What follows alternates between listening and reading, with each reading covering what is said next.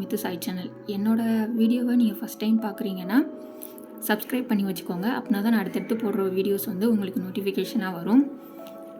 இன்றைக்கி நம்ம என்ன வீடியோ பார்க்க போகிறோம் அப்படின்னா குழந்தைங்களுக்குரிய பாத் பவுடர் தான், அதாவது குளியல் பவுடி தான்.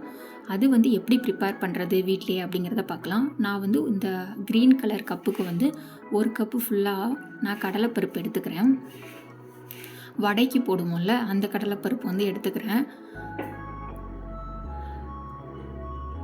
அதை நல்லா ட்ரை பண்ணிக்கணும். இப்போ நீங்கள் ட்ரை பண்ண நீங்கள் ட்ரை பண்ணணும் அப்படின்னு பேனில் ட்ரை பண்ணணும் அப்படின்னு அவசியம் இல்லை. நீங்கள் வெயில் அடிக்கும் நல்லா உங்கள் ஏரியாவில் நீங்கள் காய வைப்பீங்கன்னா வெயிலில் ஒரு 3 மணி நேரம் 4 மணி நேரம் காய வச்சு அதுக்கப்புறம் பொடி பண்ணிக்கோங்க. நான் இங்கே வெயில் அடிக்காது, பெங்களூரில் வெயில் அடிக்கும். திடீர்னு நான் வெயிலில் காய வச்சுருக்கிற நேரம் திடீர்னு மழை வந்துடும், ஓடி போய் எடுக்க முடியாது, மொட்டை மாடியில் போடணும், வீட்டு முன்னாடி வைக்க முடியாது.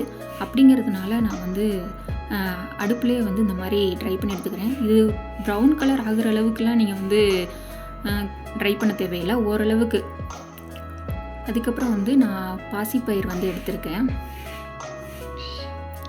இதுவும் அதே தான், ரெண்டுமே ஓரளவுக்கு அந்த நல்லா பொடி ஆகிற அளவுக்கு அரைக்கிறதுக்கு இந்த மாதிரி ட்ரை பண்ணால் தான் ஓரளவுக்கு பொடியாகும். அப்படி இல்லாட்டினா கொஞ்சம் நறுன்னு சரியாக பொடியாகாது. அதுக்காக தான் நம்ம கொஞ்சம் ட்ரை பண்ணி எடுத்துக்கிறோம்.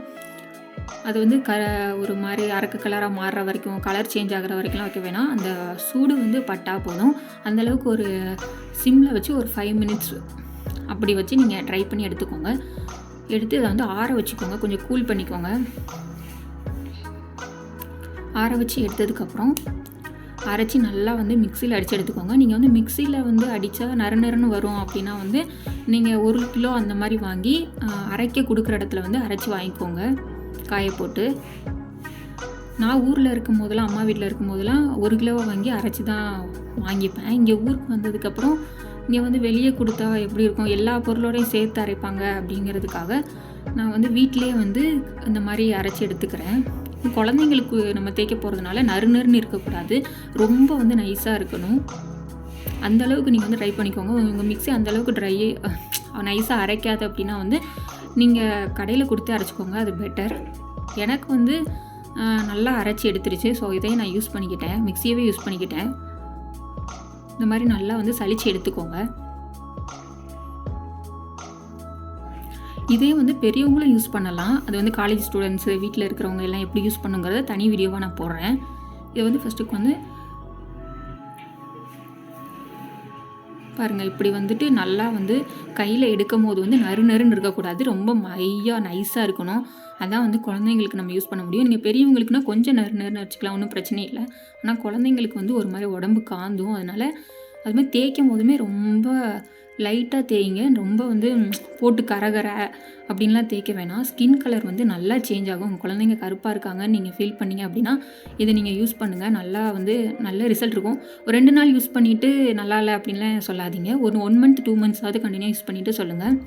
நான் எப்படி மிக்ஸ் பண்ணி என் பையனுக்கு தேய்ப்பேன் அப்படிங்கிறத காட்டுறேன்.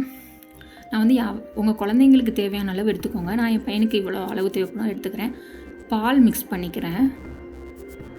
நீங்கள் பால் இல்லாட்டா தண்ணி கூட மிக்ஸ் பண்ணிக்கலாம். பால் பண்ணுறது குழந்தைங்களுக்கு இன்னும் நல்லது, அதனால நான் மில்க் ஆட் பண்ணுறேன். நீங்கள் தண்ணி அந்த நேரம் பால் இல்லை அப்படின்னா வாட்டர் ஆட் பண்ணி நீங்கள் தேய்ங்க, ஒன்றும் பிரச்சனை இல்லை. ரொம்ப மேலோட்டமாக தேய்ச்சா போதும், கரகரன்னு குழந்தைங்களுக்கு தேய்க்காதீங்க. அவ்வளோதான், இந்த கன்சிஸ்டன்சியில் தான் இருக்கணும். அதாவது ரொம்ப தண்ணியாகவும் இருக்கக்கூடாது, ரொம்ப கட்டியாகவும் இருக்கக்கூடாது. இந்த மாதிரி இருந்துச்சுன்னா அவங்களுக்கு தேய்க்கிறதுக்கு எல்லாத்துக்கும் நல்லாயிருக்கும். அவங்கள விளையாட விட்டுட்டு ஏதாவது பொம்மை ஏதாவது கையில் கொடுத்து தண்ணியில் விளையாட விட்டுட்டு அப்படியே தேய்ங்க, அவங்க நல்லா கோஆப்ரேட் பண்ணுவாங்க. அவ்வளோதாங்க, இந்த வீடியோ உங்களுக்கு பிடிச்சிருக்குன்னு நினைக்கிறேன். ட்ரை பண்ணி பாருங்கள், ட்ரை பண்ணிவிட்டு எனக்கு சொல்லுங்கள் எப்படி இருந்துச்சு அப்படின்னு. இந்த வீடியோ உங்களுக்கு யூஸ்ஃபுல்லாக இருந்திருக்கும்னு நினைக்கிறேன். இந்த மாதிரி நிறைய வீடியோஸ் நீங்கள் பார்க்கணுன்னா என்னோடய சேனலை லைக் பண்ணுங்கள், ஷேர் பண்ணுங்கள், சப்ஸ்கிரைப் பண்ணுங்கள். அப்படியே அந்த பெல் பட்டனையும் கிளிக் பண்ணி அதில் ஆல்னு வரும், அதையும் கொடுத்துருங்க. அப்படின்னா தான் நான் போடுற வீடியோஸ் உங்களுக்கு அடுத்தடுத்து நோட்டிஃபிகேஷனாக வரும். தேங்க்யூ, தேங்க்ஸ் ஃபார் வாட்சிங்.